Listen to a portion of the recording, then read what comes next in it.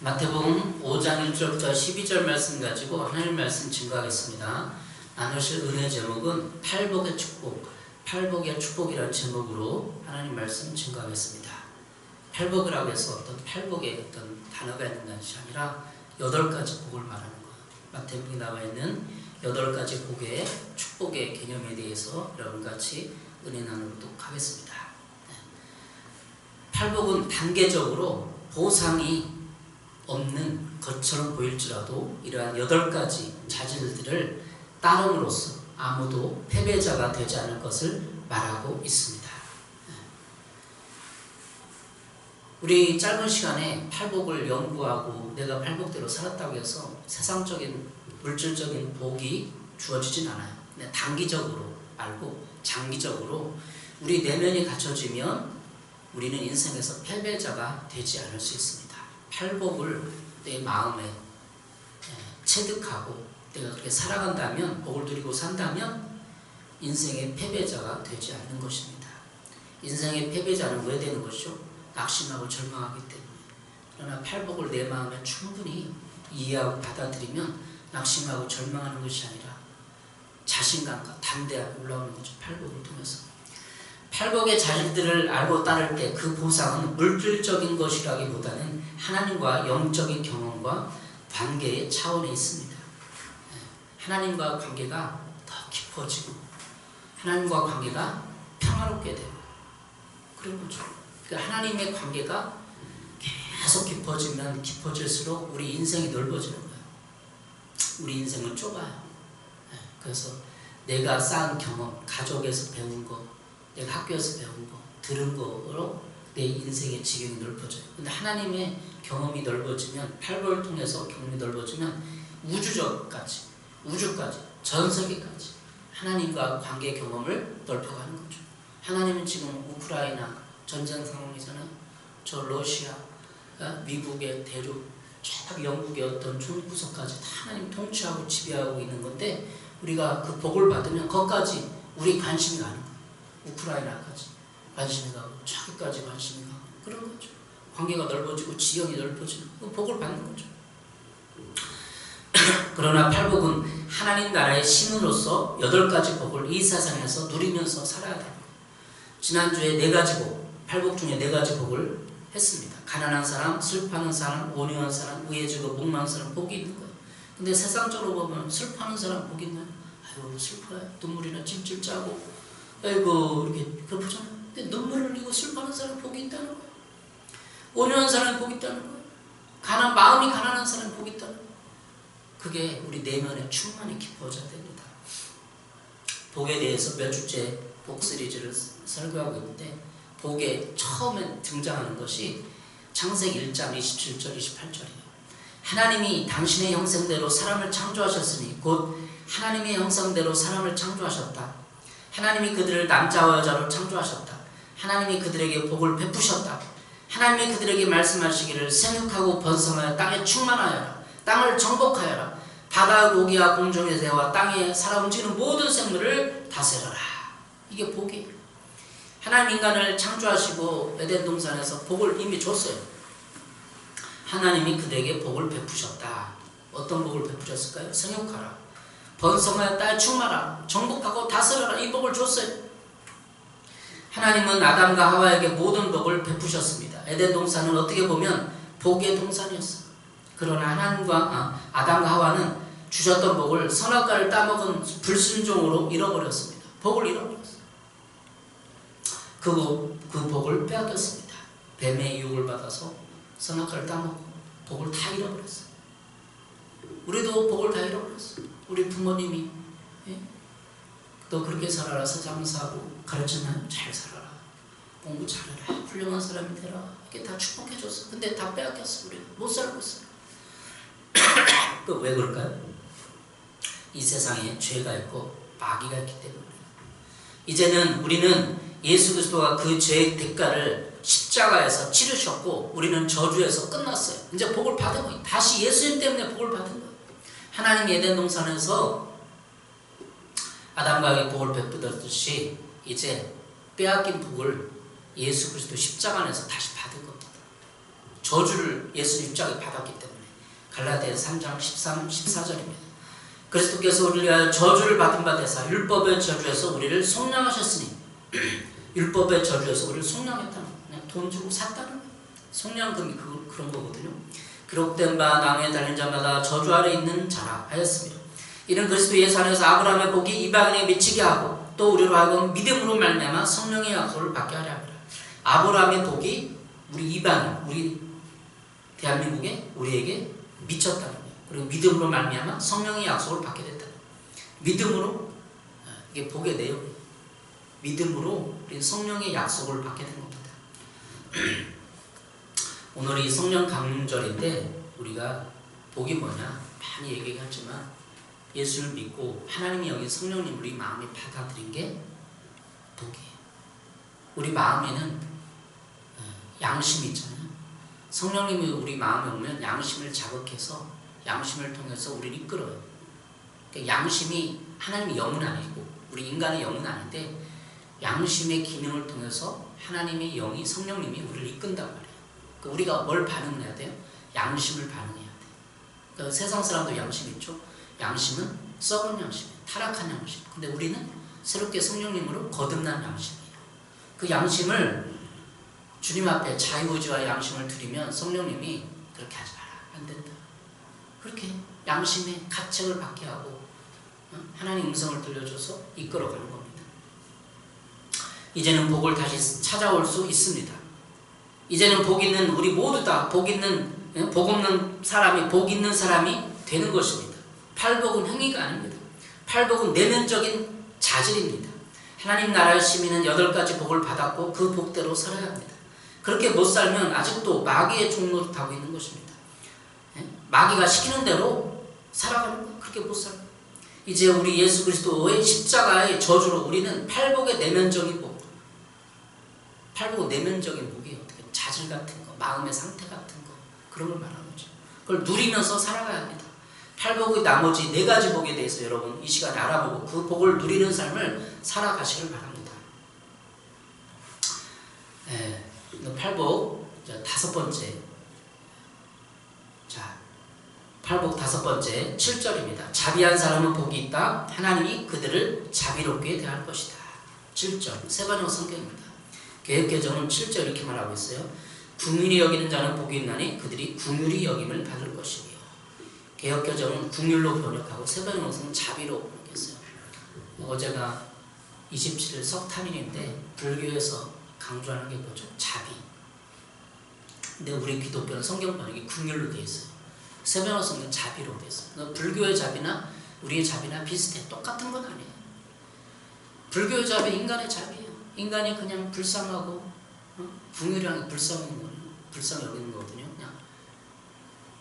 그래서 자비를 베푸는 거예요. 인간적인 자비예요. 근데 마태복음 5장에 나와 있는 이 자비는 하나님의 속성의 자비를 말합니다. 자비한 사람은 복이 있다. 하나님이 그들에게 자비롭게 대할 것이다. 자비는 불쌍히 여기는 마음입니다. 우리 하나님은 자비가 넘치는 분입니다.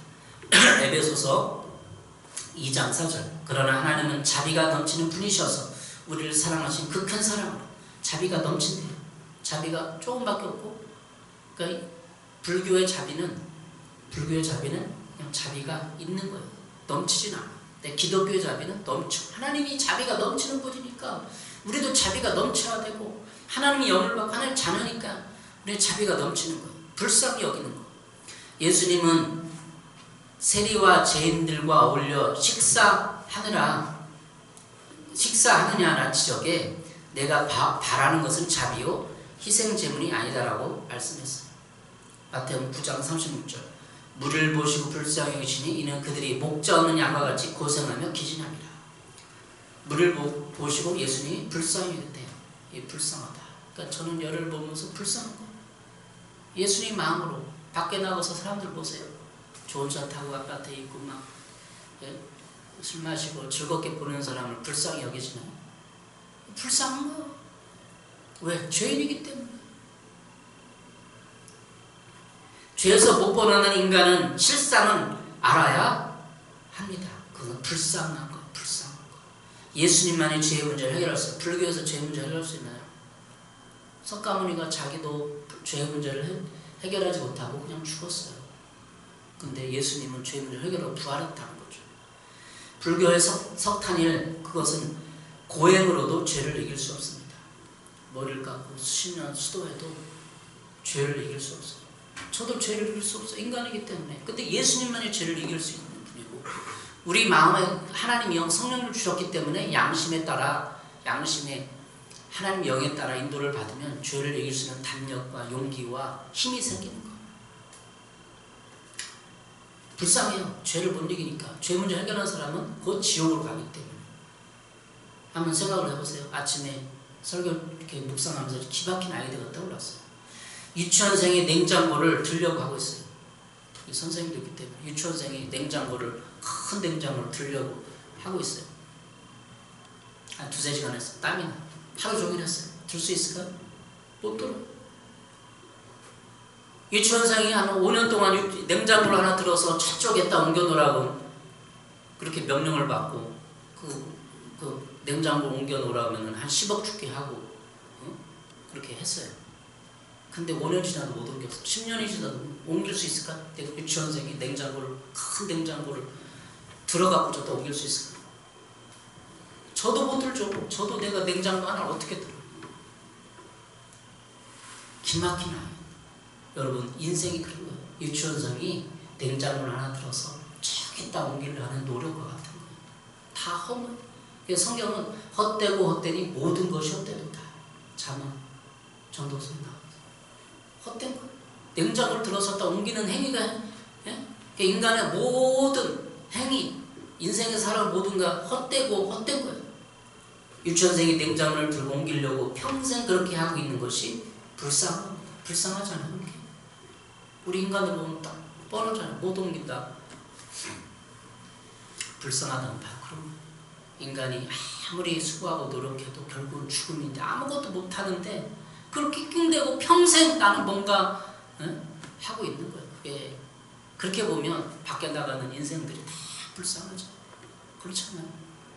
그걸 오늘 시간에 여러분 결단해야 돼. 불쌍한가 안 불쌍한가. 내가 자기 연민에 빠져 나는 부모님께 돈도 못 받았고 부모님도 그렇고 여러분 여기 성도들 중에 나보다 불쌍한 사람. 저는 7살 때 부모님이 다 돌아가셨어요. 부모님 다 돌아가셨어요. 7남매 중에 막내. 대학 등록금도 첫 등록금을 제가 사고 나갖고 교통사고 나갖고 한 거예요. 부모님 되지도 않았어요. 저보다 불쌍한 사람이 나오라고 세상적으로. 부모님 7살 때 돌아가시고. 그렇게 보면 비교해서 보면 다 불쌍한 거지만 세상은 안 불쌍해 보이는 거예요. 그렇게 눈으로 불쌍한 거예요. 예수님은 모든 인생을 목재 없는 양같이 고생에 지쳐서 기운에 빠져 있었기 때문에 불쌍히 여겼습니다. 모든 예수님 당시에 사복음서 읽어보세요. 모든 인생을 목재 없는 양과 같이. 목자가 없다는 이끌어줄 사람이 있는 거예요. 죽음에 대해서, 진리에 대해서, 삶에 대해서, 행복에 대해서 얘기해주고 가르쳐주고 이끌어줄 사람이 없는 거예요. 목자 없는 삶이 있기 때문에 사람들 보면서 불쌍히 여겼어요. 지금도 세상 아무리 최첨단의 AI가 있고 컴퓨터가 있고 자율주행 자동차가 있어도 그 사람들 인생이 뭐고 죽음이 뭐고 어떻게 살아야 되고 행복이 뭔지를 안 가르쳐주는 거예요. 불쌍한 거죠. 우리는 하나님 없이 살아가는 영혼들, 정서적으로 고통받는 사람들, 육체적으로 질병적으로 고통받는 사람들을, 불쌍히 여기는 사람들을 불쌍히 여겨야 합니다. 선한 사마리아인 강도 만난 사람을 측은히 여겨 도왔던 것처럼 할 수 있어야 됩니다. 그럼 하나님도 우리를 자비롭게 대하실 것입니다. 이 한국적 표현은 측은하다. 그렇게 얘기하는 거예요. 여러분 어떠세요? 여러분 자신이 그냥 불쌍하다 세상적인 기준에서 나 불쌍해 연민에 빠지지 마시고 이런 영혼의 관점으로 바라보면 모든 사람이 불쌍하시는 거예요. 나는 불쌍하지. 왜 내가 불쌍해? 난 예수 믿었는데 구원받을 건데 평생을 사도 바울처럼 나는 내가 예수 믿고 구원받고 하나님의 영이 내 안에 있기 때문에 하나님의 영이 저를 이끌어주고 왜 그렇게 받는 거예요? 작정기도 해보고 3일 작정기도를 해보고 금식기도를 해보고 주님 앞에 머물고 기도도 가보면 하나님이 제 마음을 통해서 이끌어줘요. 아 이렇게 해야겠구나. 확신을 줘요. 그렇게 안 하니까 못 받는 거야 인도를. 그렇게 해보시기 바랍니다. 작전 기도해보고 기도도 가고 몸부림쳐야 하나님이 나를 이끌을지 그냥 아이고 그렇잖아요. 여러분도 불쌍하지만 세상에서 치열한 경쟁에서 상처받고 그런 영혼이지만 더 불쌍한 영혼이 많아요. 세상에 나가보니까. 여섯째, 마음이 깨끗한 사람 복이 있다는 것입니다. 오늘 8절에 있어요. 8절 마태복음 5장 8절입니다. 마음이 청결한 자는 복이 있나니 그들이 하나님을 볼 것이요. 세번역 성경은 마음이 깨끗한 사람은 복이 있다고 말하고 있습니다. 그들은 하나님을 볼 것이다. 여기 깨끗함은 내적 깨끗함입니다. 윤리적으로 흠이 없는 삶입니다. 시편 24편 3절 6절에 보면 누가 주님의 산에 오를 수 있으며 누가 그 거룩한 곳에 들어설 수 있나. 깨끗한 손과 해맑은 마음을 가진 사람, 헛된 우상의 마음이 팔리지 않고 거짓 맹세하지 않는 사람이다. 그 사람은 하나님의 얼굴을 뵙는 복이 있습니다. 깨끗한 손과 해맑은 마음을 가진 사람이 복이 있다는 거예요. 에베소 1장 4절에도 하나님은 세상 창조 전에 그리스도 안에서 우리를 택하시고 사랑해 주셔서 하나님 옆에서 거룩하고 흠이 없는 사람이 되게 하셨습니다. 세번역 성경이죠. 하나님은 세상 창조 전에 이미 그리스도 안에서 우리를 택하셨어요. 우리 그리스도 안에서 우리를 택하시고 임지자매를 택하시고 민영 형제님을 택하셨어요. 이미 창세전에 택했어요. 구원받게 하려고. 그리고 이유는 사랑해 주셔서. 여기서 핵심되는 말이 에베소서 1장 4절에서 우리를 택하시고 사랑해 주셔서. 사랑해 주셔서. 이게 핵심이에요. 여러분, 왜 우리가 마음이 청결하고 깨끗해야 되는 거죠? 하나님을 사랑하니까.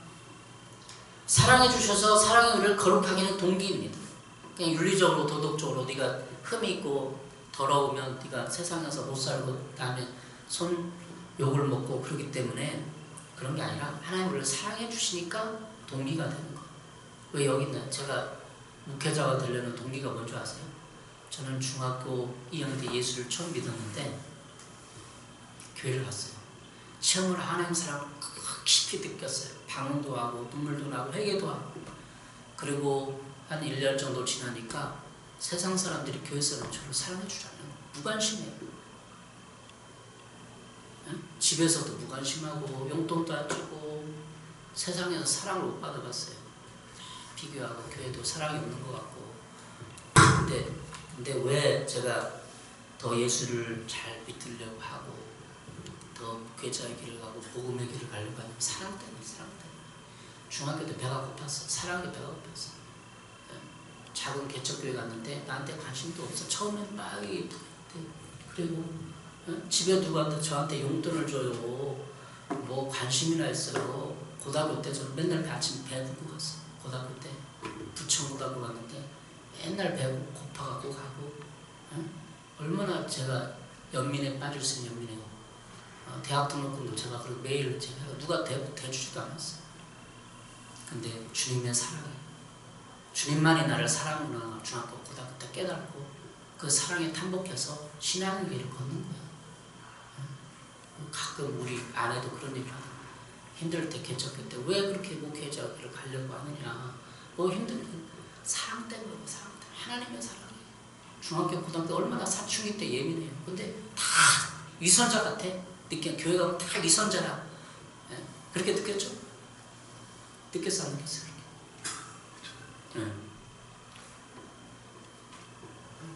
분들도 계시죠. 네. 근데 사랑 때문에 하나님을 받을 그 깊은 사랑을 받았기 때문에 놓을 수가 없는 거 신앙.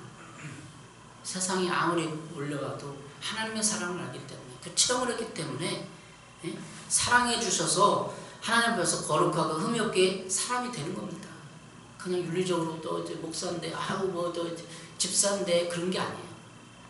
율법적으로 내가 거룩하겠다는 게 아니라 사랑 때문에 그런 거예요.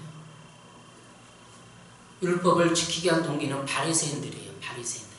종교적인 현대 종교인들은 바리새인이에요.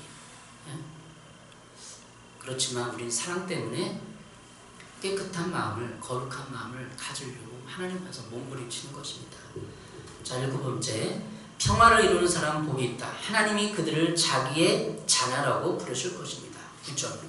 구절 개역성경은 화평하게 하는 자는 복이 있나니 그들이 하나님의 아들이라 일컬음을 받을 것입니다. 화평, 평화로 번역해 세번역 성경. 하나님은 분열과 수군거림을 싫어하십니다. 예수님은 십자가에서 하나님과 인간을 가로막고 있었던 성소유상을 찢으셨습니다. 유대인과 이방인 사이에 놓여있는 높은 담도 허무시고 새 사람 곧 그리스도의 교회를 세우셨습니다. 우리는 언제나 하나님은 물론 이웃이고 이웃과도 평화를 추구해야 합니다.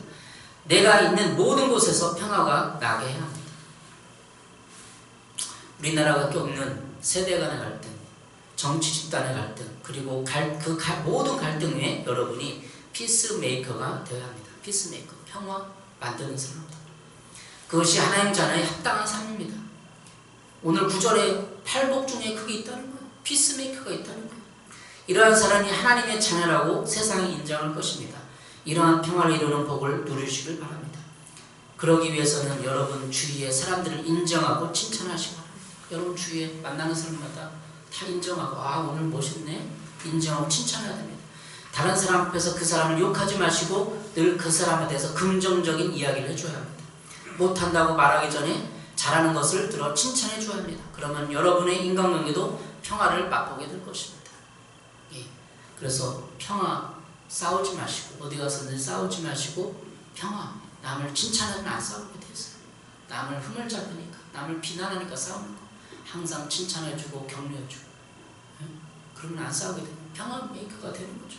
이 나라도 그렇고 전 세계적인 하나님의 평화가 있어야 되는 것이죠. 8번째, 의를 위하여 박해를 받는 사람은 복이 있다. 하늘나라가 그들의 것이다. 10절 12절 사람들은 본문을 팔복상 혹은 천국에 이르는 8계단으로 부르기도 합니다. 천국에 가기 위해서는 1계단, 2계단, 3계단 올라야 되는데 지금 8번째는 의를 위하여 박해를 받는 사람은 복이 있다. 8계단, 마지막 계단이죠. 예. 그런데 그 꼭대기에, 팔복산의 꼭대기에 박해와 핍박이 있다는 거예요. 히브리서 11장의 믿음의 영들은 하나같이 박해를 받은 사람들이었습니다. 여러분은 믿음 때문에 어떤 박해를 받고 있습니까? 별로 없다면 신앙생활에 문제가 있는 것은 아닌지 뒤돌아봐야 합니다. 어쩌면 세상에서 하나님 자녀답게 살지 않아서일 수도 있습니다. 바울은 무릇 그리스도 예수 안에서 경건하게 살고자 하는 자는 핍박을 받으리라. 디모데후서 3장 12절에 말하고 있어요. 경건하게 살면 핍박을 받을 거예요. 부부생활 세미나를 어제 다녀왔습니다. 그런데 믿음의 삶을 살아가다 보면 아내가 남편이 오히려 핍박하는 경우가 있습니다. 믿음의 수준도 달라서 그것을 잘 타협하지 못하고 서로 탐탁하게 여기지 않고 지지해주지 않고 오히려 방해거리가 됩니다. 부부는 서로 돈론 베풀인데 돈론 베풀이나 서로 방해하는 거. 비난하고 막 판단하고 정죄하고 깎아내리고 이럴 때도 신앙의 라이프 스타일을 위해서 약간의 핍박, 박해가 있다면 그것을 참고 견디며 자신의 신앙을 단련한다면 하나님의 나라가 그런 사람들의 것임을 알아야 됩니다. 요즘에는 박해받는 것도 없어요. 교회 다닌다고 누가 세상적으로 핍박합니까? 우리 구한말 일제강점기 때나 그랬죠. 그러나 지금도 내 주변의 인물을 통해서 신앙의 올곧은 신앙을 라이프 스타일을 지키면서 가려면 내 아내가 박해하는 거야. 왜 그렇게 하냐? 왜 11조 드리냐? 왜 그렇게 하냐? 왜 이렇게 그런 싸움이 많아요. 부부생활 세미나를 갔다 왔는데 신앙의 수준이 다르면 신앙이 낮은 사람이 높은 사람을 육적인 사람이 영적인 사람을 공격하고 비난하고 정죄할 수 있어. 신앙의 수준이 달라. 칼라가 달라. 그래서 뭐 서로 이해를 못해. 교회 안에서 부부 세미나 항상 갔다 온 그런 통계자료 있잖아요. 교회 다니는 사람이 세상에 다니는 사람하고 이혼율이 더 좋아되는데 똑같다는 거예요. 더 나쁘고 똑같다는 거예요. 그러니까 그런 걸 보면서 신앙으로 8가지 복이 내면이 안 되는 거예요. 여기 8가지 복이 뭐예요? 마음이 가난하지 않아. 교만해. 그리고 애통하지 않아. 주님의 은혜와 사랑을 통해서 막 눈물을 흘리고 슬퍼하지 않아. 자기 죄성을 슬퍼하지 않아. 그리고 의에 줄이고 의가 뭔 줄 몰라. 가정 안에서 남편을 존경하고 남편의 권위를 인정하고 아내를 사랑하고 그게 의거든요. 그게 의가 뭐야 도대체. 가정에서 의가 뭐예요? 남편을 따르고 존경하고 순종하고 남편 아내를 사랑하고 목숨까지 내는 그게 의잖아요. 근데 그렇지 않다고 그랬더니 가정에서 그 8가지 복을 가정에서 지키면 가정이 다름맞아. 팔복이 가정에 임하는 거고 직장에서 지키면 직장에서 그런 복이 임하는 거고 최근에 동창들을 많이 만나고 그러는데 그분들 직장에서 사회에서 이 팔복을 나눠줘야 돼. 의를 위하여. 의가 뭔데 도대체. 이쪽 편 저쪽 편 나눠서 보수 진보를 나눠서 그렇게 하는 게 아니라 하나님은 보수다 진보다 사랑해요. 보수다 진보다 하나님 안 했어. 근데 하나님의 속성을 기독교인들이 보수만 해갖고 나쁘게 말하는 꼴통 보수 이쪽에 진보 좌파 북한 친북 그런 거 있어요 좀 세상에. 근데 사람들이 이렇게 생각이 안 깨었어. 너무나 이렇게 이쪽으로 가는 거야. 그게 뭐예요? 하나님을 그렇게 만드는 거야. 하나님은 8가지 복을 다 의를 위하여 핍박을 받았는데 의가 뭔지를 몰라. 자기 의에 빠진 거야. 자기 의에 빠져서 정치를 할 때도 자기 의에 빠져서 하는 거예요. 하나님의 의에 빠져야 됩니다. 하나님의 성령이 이끄시는 대로 성령이 양심의 가책을 받아서 아니 그렇게 우리 기독교계에서 어느 이걸 꼴통 보수 진보를 나눠서 욕하면 어떻게 되는 거예요? 화평케 하는 자예요. 누가 욕을 하라고 했어 성경에. 그러면서 의로운 척 다 해. 품고 그들의 성향을 이해하고 하나가 되고 그래야 되는 거예요. 그 사람 하나님과 어떻게 심판을 받으려고 자기가 의로운 척 하면서 하나님은 좌도 있고 우도 있는 분이에요. 그렇게 나누지 마시고 하나가 되시고 비난하지 마시고 칭찬하시고 그걸 세상에서 살아보세요. 이 팔복을 가지고 왜 비난하고 정죄하고 욕합니까? 칭찬하고 격려하고 저를 좀 칭찬하고 격려해 주세요. 저도 여러분을 칭찬하고 격려해 주면 복을 받는 거예요. 그 팔복이 돼야 복을 받죠. 진정한 복을. 세상은 이렇게 마귀 활동하고 죄가 있기 때문에 아직도 오염돼 있어요. 우리가 나가서 팔복을 받아서 사람들한테 팔복 나눠줘야 돼요. 그래서 이렇게 복을 나눠주는 게 아니라 의를 위해서 살아가고 마음이 가난해서 불쌍히 여기고 세상 사람 돌을 던지고 막 비난해도 그렇다. 박원순 시장 몇 년 전에 얼마나 불쌍해. 누구 얼마나 불쌍해. 그리고 불쌍히 여겨야 돼. 한 영혼으로 봐야 돼요. 그를 비난하고 정죄할 수 없어. 한 영혼으로 내가 그런 상황이 되면 어떻게 할까를 생각을 하고 그래야 돼요. 지금 우리 부천시에도 이슈가 많이 있어요. 부천시에도 정치인들이 성추문에 걸려갖고 지금 이슈가 많이 되고 있어요. 그 사람 돌 던질 수 없어요. 자신이 깨달아야 돼요. 그분이 자신 하나앞에 내려놓고 회개하고 지금 뭐예요? 지금 의를 위해서 핍박을 받아야 되는데 그냥 이렇게 두리뭉실하게 의를 위해서 핍박 받으세요 그런 거 아니죠. 그걸 다 현장에서 정치 집단에서 가정에서 직장에서 적용해주고 살아가야 몸부림쳐야 됩니다. 눈물을 해야 됩니다. 그 사람이 또 성추문 당한 사람이 또 저기 교회를 다녀 또 그러니까 욕먹는 거예요. 그러니까 우리가 세상에서 복을 나눠주고 제발 하나님 앞에 깨끗하게 살아야 돼. 깨끗한 마음으로 8가지 복이 여러분에게 있길 바랍니다. 세상적인 물질적인 기준 물질적인보다도 여러분이 복을 받아서 여러분 그 자비한 사람이 되셔서 여러분이 하나님이 여러분을 자비롭게 대하실 거예요. 자비롭게. 여러분은 마음이 깨끗한 사람이 되어서 하나님을 볼 것입니다. 여러분은 어디서든 평화를 이루는 사람이 되어서 하나님이 여러분을 자기의 자녀라고 부르실 것입니다. 여러분은 의를 위하여 박해를 받는 사람이 되어서 하나님 나라가 여러분의 것이 될 것입니다.